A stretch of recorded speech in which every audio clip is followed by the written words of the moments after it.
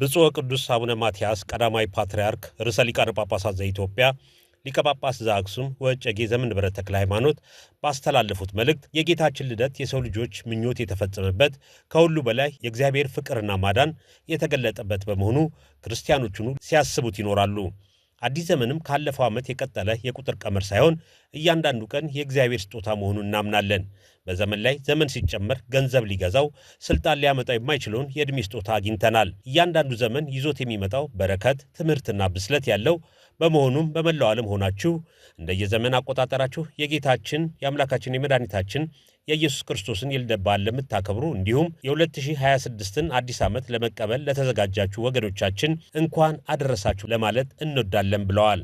ቅዱስነታቸው በመልእክታቸው በአዲስ ዘመን ተነፋፍቆ የቆየው ወዳጅ የሚገናኝበት ወደ ቤቱም የሚመለስበት እንደሆነ የሚታወቅ ሲሆን በዚህ ዘመን ብዙ ልዩነቶች ዓለምን እያወኩ ይገኛሉ።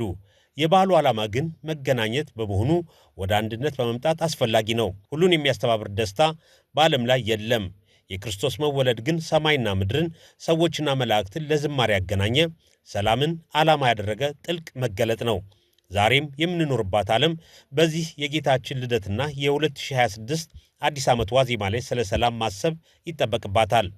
የእስራኤልና የፍልስጤም ሕዝቦች የሩሲያና የዩክሬን ወገኖቻችንም ዘላቂ ሰላም ሊያገኙ ይገባቸዋል ሲሉ ገልጸዋል። በየስፍራው የሚገደሉና የሚታገቱ እግዚአብሔር በሰጣቸው ማንነትና ሃይማኖት ዋጋ እየከፈሉ ያሉ ተጠቂዎችን ለመታደግም ጊዜው አሁን ነው። በስደት ዓለም ላይ ተጨማሪ ስደት የገጠማቸውን ወገኖች መጠጊያ መስጠት፣ ዓለም ጊዜያዊ ቤት መሆኗን አምኖ እርስ በርስ መረዳዳት ይገባል ያሉት ቅዱስነታቸው በዚህ ወቅትም ከዘመድ ከወዳጅ ርቀው ያሉት የሰዎችን ፍቅር ስለሚፈልጉ በክርስቶስ የምታምኑ በበጎነት የምትደስቱ ሁሉ ወገን ለሌላቸው ወገን ትሆኑ ዘንድ እንመክራለን ሲሉ ገልጸዋል።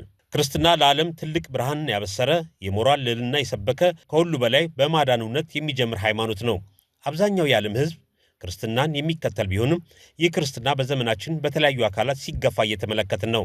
ለአብነትም ክርስቲያኖች በየስፍራው ይታገታሉ፣ ይገደላሉ። ስልጣኔው ብዙ ምቹ ነገሮችን ያመጣ ቢሆንም ለክርስትናው ግን ምቹ ያልሆነ ይመስላል። ስለሆነም ባለማወቅ ሆነ በዓላማ ክርስትናን ለማዳከምና ለማጥፋት የሚንቀሳቀሱ ሁሉ ከክፉ ድርጊታቸው እንዲመለሱ አበክረን እናሳስባለን ብለዋል። ዓለም አቀፍ ተቋማትን የሚመለከታቸው ባለድርሻ አካላትም የሰውን የሃይማኖት መብት ለማስከበር የበኩላቸውን ጥረት ያደርጉ ዘንድ ጥሪያችን እናቀርባለን የሚሉት ቅዱስነታቸው መጪው ዘመን ችግረኞች የምግብና የደህንነት ዋስትና የሚያገኙበት፣ የተለያዩ የሚገናኙበት፣ የጦርነት ቀጠሮች የሚሰረዙበት፣ ከቤት ንብረታቸው የተፈናቀሉ ወደ ቀያቸው የሚመለሱበት፣ የዓለም ኢኮኖሚ ከፍ የሚልበት፣ ክብር የሚመለስበት፣ መሪዎችም በጥበብ የሚያስተዳድሩበት፣ ሕዝቦች በትሕትና የበላዮቻቸውን የሚያከብሩበት፣ ከሁሉ በላይ ፍቅር በእያንዳንዱ ዓለም ጎጆ ውስጥ የሚገባበት እንዲሆን በማለት አባታዊ መልእክታቸውን አስተላልፈዋል።